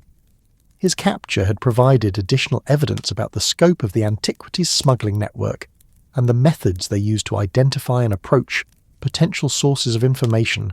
Mr. Viridian has been somewhat less cooperative than Mrs. Blackwood in explaining his activities, Henry reported with the diplomatic understatement that characterised his approach to delicate situations. However, the documents found in his possession suggest that this operation extended far beyond a single cruise ship and involved buyers in several European countries. Captain Fortuna stood with the decisive movement of someone who had heard enough to understand the full scope of what had occurred aboard his vessel. "Mrs. Blackwood, I am placing you under ship's arrest pending our arrival at the next port, where you will be turned over to the appropriate authorities for prosecution. The safety of my passengers and the integrity of international archaeological preservation cannot be compromised by criminal enterprises that use luxury travel as a cover for illegal activities." As Mrs. Blackwood was escorted from the library by ship's security personnel, Poirot found himself reflecting on the complex psychology that had driven a presumably civilized woman to participate in such serious crimes. Financial desperation certainly had played a role, but there had also been something almost theatrical about her approach to criminal activity, as if she had been playing a role in an adventure story rather than participating in activities that could have resulted in serious harm to innocent people. The Mediterranean evening continued its spectacular display beyond the library windows, the setting sun painting the sky in shades of gold and crimson that seemed to celebrate the resolution of the mystery that had threatened to overshadow the voyage's peaceful routines. Yet even as justice began to unfold, Poirot understood that the implications of what had been discovered aboard the Aphrodite extended far beyond the fate of individual criminals. The network of antiquities smugglers that Mrs. Blackwood and Mr. Viridian represented threatened the preservation of humanity's archaeological heritage, transforming scholarly discoveries into private commodities available only to wealthy collectors willing to ignore the legal and ethical frameworks that protected historical sites. The fact that they had been able to operate using the cover of luxury travel suggested vulnerabilities in the systems designed to prevent such criminal enterprises. As the evening progressed and the ship's normal social routines resumed around the knowledge that the mystery had been solved, Poirot made his way to the medical facility where Theodore Pemberton was continuing his recovery under Dr. Matthew's careful supervision. The archaeologist's colour had improved dramatically, and his eyes had regained the sharp intelligence that had made him a target for those who sought to profit from his scholarly discoveries. "I understand that I owe you a considerable debt of gratitude," Pemberton said as Poirot entered the medical facility. "Dr. Matthews has explained how your observation of the missing deck chair led to the investigation that ultimately secured my release." Poirot settled into the chair beside Pemberton's bed with the modest satisfaction of someone who had successfully completed a challenging intellectual puzzle. "The credit must be shared among many people, mon ami. Henri's knowledge of ship routines, Captain Fortuna's decisive action, the cooperation of passengers who provided crucial information. Detection is rarely the work of a single individual, particularly in circumstances as complex as those aboard an ocean liner. Nevertheless," Pemberton continued, "I am curious about how you were able to piece together the truth from such seemingly innocent beginning observations. A missing deck chair hardly seems like evidence of serious criminal activity." The question touched on fundamental principles that had guided Poirot's approach to detective work throughout his career, and he was happy to share the reasoning that had transformed a minor shipboard mystery into a successful rescue operation. In any environment where order and routine are essential, and a luxury cruise ship is perhaps the ultimate example of such an environment, any disruption of expected patterns becomes significant, Poirot explained. Your deck chair represented a visible symbol of your presence and your habits. When it vanished simultaneously with your disappearance, it suggested that someone understood the connection between routine objects and the people who used them. So the missing chair was actually evidence of sophisticated planning rather than simple coincidence. Precisely. Someone who understood shipboard psychology well enough to realize that removing the chair would delay recognition of your absence was someone who had planned your disappearance carefully and thoroughly, and such planning suggested motives more serious than simple personal conflict or random criminal opportunity. As they talked, Theodore Pemberton's professional enthusiasm for his archaeological work began to reassert itself, displacing the trauma of his recent ordeal with the excitement of someone who had important discoveries to share with the scholarly community. The site near Leptis Magna that had attracted the attention of Mrs. Blackwood and her confederates contained artifacts that could indeed revolutionize understanding of Mediterranean trade relationships in the Roman period, making its protection from commercial exploitation even more crucial. The irony, Pemberton observed with the particular appreciation that scholars had for historical parallels, is that the ancient merchants whose warehouse I've discovered probably faced similar challenges from pirates and thieves who sought to profit from their legitimate trade activities. Some aspects of human nature appear to be remarkably consistent across the centuries. The observation pleased Poirot, who had often noted how criminal psychology revealed universal patterns that transcended specific historical periods or cultural circumstances. Greed, desperation, and the willingness to exploit trust for personal gain were motivations that appeared in every era and every society, requiring constant vigilance from those who sought to protect the vulnerable from predation. As the Mediterranean night settled over the SS Aphrodite, bringing with it the promise of peaceful sleep and renewed appreciation for the simple pleasures of civilized travel, Poirot found himself grateful for the resolution of a mystery that had tested both his detective skills and his understanding of human nature. The missing deck chair had led them through a labyrinth of deception and criminal enterprise to a conclusion that served both justice and the preservation of humanity's archaeological heritage. Tomorrow would bring new ports, new passengers, and undoubtedly new challenges to the ordered routine that made luxury cruise travel possible. But tonight, as the ship sailed through waters that had carried the dreams and ambitions of countless travellers across the millennia, there was satisfaction in knowing that careful observation, methodical investigation, and the cooperation of good people had prevented tragedy and preserved the trust that allowed strangers to travel together in safety and harmony across the timeless Mediterranean Sea. Dawn broke over the Mediterranean with the gentle splendour of a world reborn, painting the endless expanse of water in shades of pearl and rose that seemed to whisper of new beginnings and the eternal renewal that marked each day's arrival over these ancient seas. The SS Aphrodite sailed through the morning calm with restored serenity, her white hull cutting gracefully through waters that reflected the sky like polished silver, while the gentle rhythm of her engines provided a steady heartbeat that spoke of normal routine peacefully resumed after the disruptions of the previous days. Theodore Pemberton stood at the starboard rail of the promenade deck, breathing deeply of the salt-tinged air that carried promises of distant shores and the timeless freedom that belonged to those who travelled the world's great waters. His recovery had progressed remarkably during the night hours, aided by Dr. Matthew's careful medical attention and the psychological relief that came from knowing his ordeal was truly over. The weakness that had marked his first hours of freedom was giving way to renewed strength, and his scholar's enthusiasm for the journey ahead was beginning to reassert itself with each hour that passed. The deck chair that had started this entire adventure had been replaced during the night by efficient stewards who understood that shipboard routine must be maintained regardless of the extraordinary circumstances that might temporarily disrupt it. Pemberton had specifically requested that his morning constitutional include a visit to this spot, not from any morbid fascination with the sight of his disappearance, but from a scholar's appreciation for the way small details could illuminate larger truths about human nature and the complex relationships that governed civilized society. Hercule Poirot joined him at the rail with the quiet satisfaction of someone who had successfully completed a challenging intellectual puzzle, while preserving the safety and dignity of those involved.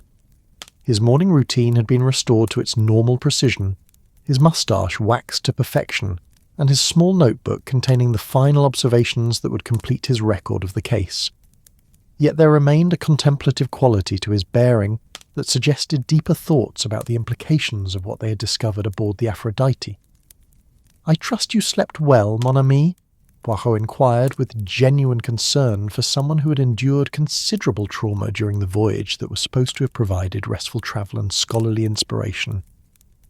"Better than I had dared hope," Pemberton replied, his voice carrying the renewed strength that marked his recovery. "Doctor, Matthews assures me that the effects of the laudanum will continue to diminish with each passing day, and I find myself remarkably eager to return to my archaeological work. If anything, this experience has reinforced my appreciation for the importance of preserving historical knowledge for legitimate scholarly purposes rather than private profit." The morning progressed with the stately rhythm that characterized life aboard a well-run luxury liner as passengers emerged for their constitutional exercises, and the crew attended to the endless maintenance tasks that kept the ship functioning at the level of perfection that travellers expected but rarely noticed. The Mediterranean morning was particularly spectacular, with visibility extending to distant islands that seemed to float like dreams on the horizon, their ancient shores promising the kinds of discoveries that had originally drawn Pemberton to his chosen field of study. Captain Alessandro Fortuna appeared at their position with the bearing of someone who had successfully navigated his vessel through troubled waters and was pleased to report calm seas ahead.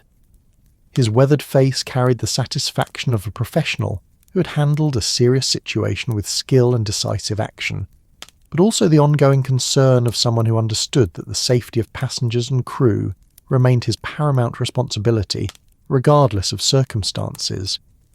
"Gentlemen," Captain Fortuna said with the warm formality that characterized his approach to passenger relations, "I wanted to personally assure you that the legal arrangements for Mrs. Blackwood and Mr. Viridian have been completed according to international maritime law. They will be transferred to the appropriate authorities when we reach Palermo this afternoon, where Italian officials will coordinate with Interpol regarding the broader antiquities smuggling network." Poirot nodded with approval at the systematic approach that would ensure justice was served while preserving the evidence necessary for a successful prosecution. "And the other passengers? I trust they have not been unduly alarmed by the events of recent days." "The ship's community has shown remarkable resilience," Captain Fortuna replied. "Most passengers understand that what occurred was an isolated incident involving criminal elements who exploited the trust and courtesy that normally characterize cruise travel. If anything, there seems to be increased appreciation for the security measures and crew vigilance that make safe travel possible."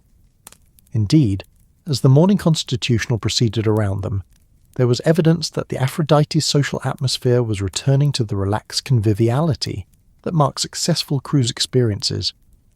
Passengers who'd been concerned during the investigation were now displaying renewed confidence in their safety, while the crew moved with the efficient pride of professionals who had handled a serious challenge successfully and could now focus on providing the excellent service that was their primary mission. Henry approached their group with the particular combination of professionalism and personal satisfaction that characterized someone who had played a crucial role in resolving a serious problem. His morning uniform was as crisp as always, but his bearing carried the quiet pride of someone who had proven himself capable of rising to extraordinary circumstances when duty demanded it. "Mr. Pemberton," Henry said with genuine warmth, "I wanted to express how pleased the entire crew is to see you recovered and enjoying the morning air. Is there anything we can do to ensure your continued comfort during the remainder of the voyage?" "Your assistance during the investigation was invaluable," Pemberton replied gratefully. "Without your knowledge of ship routines and your willingness to ask difficult questions of your colleagues, I might still be confined in some forgotten storage compartment. I am deeply grateful for your courage and professionalism." The exchange reflected the broader sense of community that had emerged from the crisis, as passengers and crew had worked together to solve a problem that threatened the safety and trust essential to civilized travel. It was a reminder that even in the most challenging circumstances, human beings could choose cooperation over conflict, justice over expedience, and concern for others over personal convenience.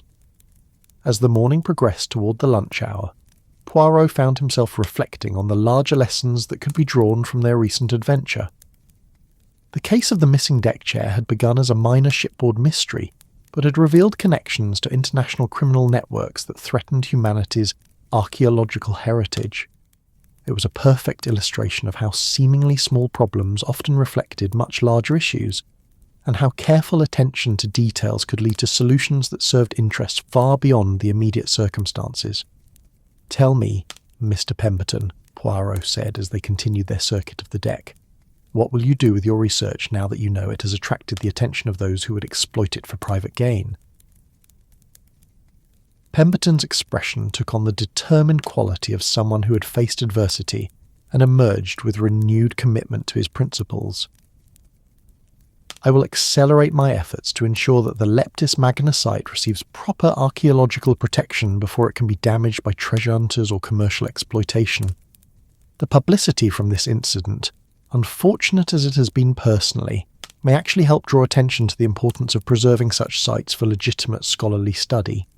and you do not fear that other criminal networks might attempt similar approaches to your work, I will certainly be more cautious about sharing information about my discoveries, Pemberton admitted, but I refuse to allow to protecting the innocent and ensuring that human ingenuity was directed toward constructive rather than destructive purposes. The ship sailed on through waters that had carried the dreams and ambitions of countless travellers across the millennia. Her passage, marked only by the gentle wake that would disappear within minutes, but represented, for this moment, the successful completion of a voyage that had tested everyone aboard and proven the resilience of human community in the face of challenges that threatened to undermine the trust essential to civilized society. Henry excused himself to attend to final duties before the end of his shift, but not before expressing once again his gratitude for the opportunity to participate in an investigation that had tested his professional skills while serving the cause of justice. Theodore Pemberton remained at the rail for some time, contemplating the night sky and perhaps planning the scholarly work that would transform his recent ordeal into positive contributions to archaeological knowledge. Poirot continued his evening constitutional around the peaceful deck, observing passengers who had rediscovered their appreciation for the simple pleasures of luxury cruise travel after the disruptions of recent days. The deck chairs remained in their orderly arrangements, each one representing not just comfort and leisure, but also the restoration of routine and normalcy that made civilized travel possible. As he completed his circuit and prepared to retire to his cabin for the peaceful sleep that was one of ocean travel's greatest gifts, Poirot reflected on the curious chain of events that had begun with the observation of an empty space where a deck chair should have been and had culminated in the exposure of an international criminal conspiracy that threatened humanity's archaeological heritage. The missing deck chair would be remembered not as evidence of successful criminal planning, but as the small detail that had unravelled a much larger scheme, proving once again that in detective work as in life, careful attention to the seemingly insignificant often revealed the most important truths about human nature and the complex motivations that drove people to both noble and ignoble actions. The Mediterranean night embraced the SS Aphrodite, and all who sailed upon her with the gentle benediction of waters that had witnessed the rise and fall of civilizations, the dreams and struggles of countless generations, and the eternal human quest for knowledge, beauty, and understanding. Tomorrow would bring new ports, new passengers, and undoubtedly new challenges to the ordered routine that made luxury travel possible. But tonight, as the ship sailed peacefully through calm seas under a canopy of stars that had guided navigators since the dawn of human exploration, there was satisfaction in knowing that justice had been served, knowledge had been protected, and the trust that allowed strangers to travel together in safety and harmony had been preserved for future voyagers who would follow in their wake across these timeless Mediterranean waters. Fear of criminal exploitation to prevent me from pursuing knowledge that belongs to all humanity rather than to private collectors. If anything, this experience has reinforced my commitment to ensuring that archaeological discoveries remain accessible to scholars and the general public rather than disappearing into private collections. The conversation was interrupted by the approach of Colonel Harrington, whose military bearing carried a particular satisfaction that suggested someone who had observed justice being served according to proper procedures. His morning constitutional had clearly included conversations with other passengers about the resolution of the mystery, and his expression reflected the general relief that characterized the ship's social atmosphere. "Remarkable piece of detective work, Poirot," Colonel Harrington said with the direct appreciation that military men often showed for professional competence. "Though I must say, the whole affair has given me a new appreciation for the complexities of shipboard security. One tends to think of cruise ships as isolated from the criminal elements that plague land-based travel, but clearly that assumption requires revision." "Indeed," Poirot replied thoughtfully. "The contained environment of an ocean liner creates unique opportunities for both criminal activity and detective work. The limited number of suspects and witnesses can facilitate investigation, but the isolation from normal law enforcement resources requires considerable creativity in gathering evidence and ensuring justice." As the lunch hour approached, the ship's social rhythms began to shift toward the more formal atmosphere that characterized meal service aboard a luxury liner. Passengers moved with the unhurried purpose of people who had learned to appreciate the elaborate rituals of fine dining as one of cruise travel's greatest pleasures, while crew members prepared for the complex choreography that would transform the dining salon into a stage for culinary artistry.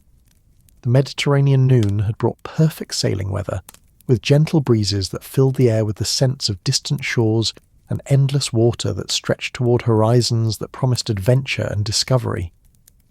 The Aphrodite sailed through these conditions with the confident grace of a vessel that had found her proper rhythm, carrying passengers who had rediscovered their appreciation for the simple pleasures of civilized travel after the disruptions of recent days. Poirot made his way to the dining salon with the quiet satisfaction of someone who had successfully completed a challenging case, while preserving the trust and safety that made community possible. The elaborate meal service that followed provided a welcome return to the normal routines of luxury cruise travel, where the most pressing concerns involved choosing between multiple excellent courses rather than solving mysteries that threatened passenger safety. The afternoon that followed was marked by the gentle activities that characterized peaceful days aboard a well-run ship. Reading in comfortable deck chairs, conversation in shaded alcoves, card games in the salon, and the eternal pleasure of watching the Mediterranean horizon for signs of the ports and islands that would mark their continued progress through waters that had carried the dreams and ambitions of travellers for millennia. Theodore Pemberton spent much of the afternoon in the ship's library, working with renewed enthusiasm on his archaeological notes while enjoying the company of fellow passengers who had developed genuine interest in his scholarly work during the course of the voyage. His experience had transformed him from a solitary researcher into something of a celebrity among the ship's educated travellers, though he wore this attention with the modest grace that characterised true scholars. As evening approached, and the Mediterranean sun began its spectacular descent toward the western horizon, painting the sky in shades of gold and crimson that seemed to celebrate the restoration of peace and normal routine, Poirot found himself once again at the starboard rail where the mystery had begun. The deck chairs were arranged in their precise patterns, each one occupied by passengers engaged in the eternal rituals of shipboard evening, quiet conversation, solitary reading, and the contemplation of natural beauty that cruise travel provided in abundance. The chair that had replaced Theodore Pemberton's missing furniture was indistinguishable from its neighbours, yet it carried a significance that went far beyond its functional purpose. It represented the restoration of order after chaos, the triumph of justice over criminal exploitation, and the resilience of human community in the face of challenges that threatened to undermine the trust essential to civilized society. Henry joined him at the rail as the sun touched the horizon, his presence marking the completion of duties that had extended far beyond normal passenger service during the extraordinary circumstances of recent days. The young steward's bearing carried the quiet pride of someone who had proven himself capable of rising to serious challenges while maintaining the professional excellence that characterized the Aphrodite's crew. "A beautiful evening, is it not, Monsieur Poirot?"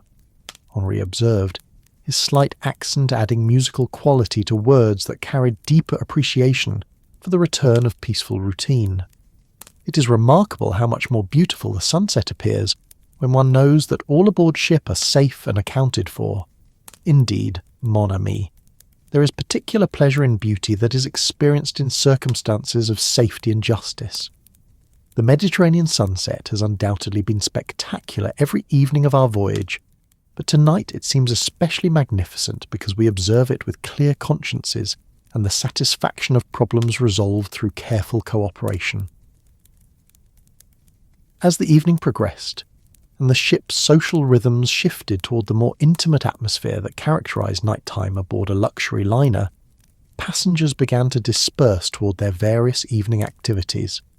Some gathered in the salon for bridge and conversation, others chose romantic strolls on moonlit decks, and still others retired to their cabins to rest after days that had tested their understanding of human nature and the complex motivations that could drive even respectable people to extraordinary actions.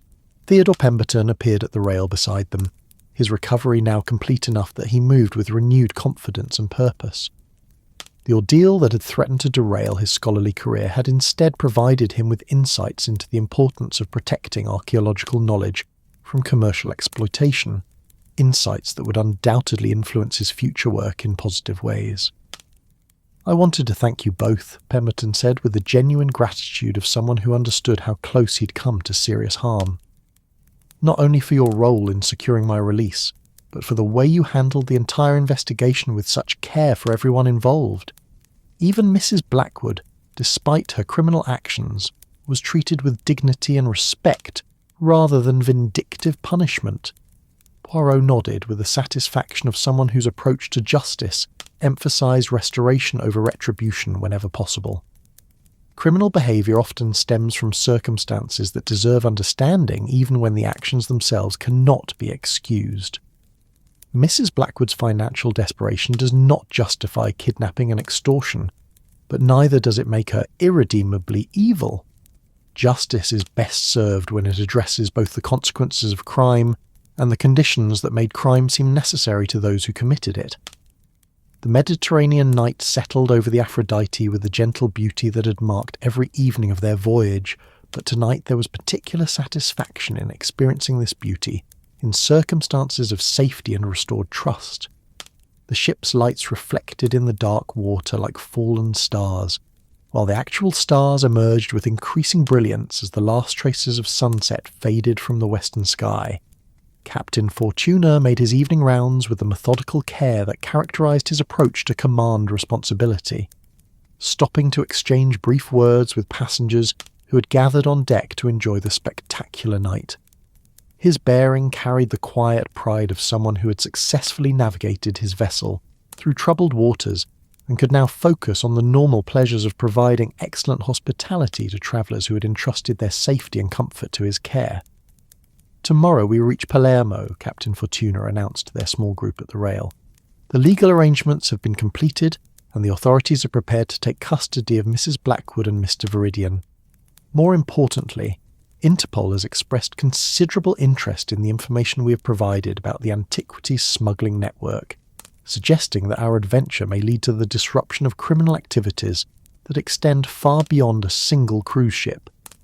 The knowledge that their investigation might serve larger purposes in protecting humanity's archaeological heritage added an additional dimension of satisfaction to the resolution of their immediate mystery. The missing deck chair that had started everything would ultimately contribute to efforts that could preserve historical knowledge for legitimate scholarly purposes rather than private profit. As the evening progressed and the Mediterranean night revealed its full splendour of stars and gentle breezes, Poirot found himself reflecting on the particular pleasures of detective work that served not only justice but also the preservation of knowledge and culture. The case of the missing deck chair had reminded him why he had chosen a career dedicated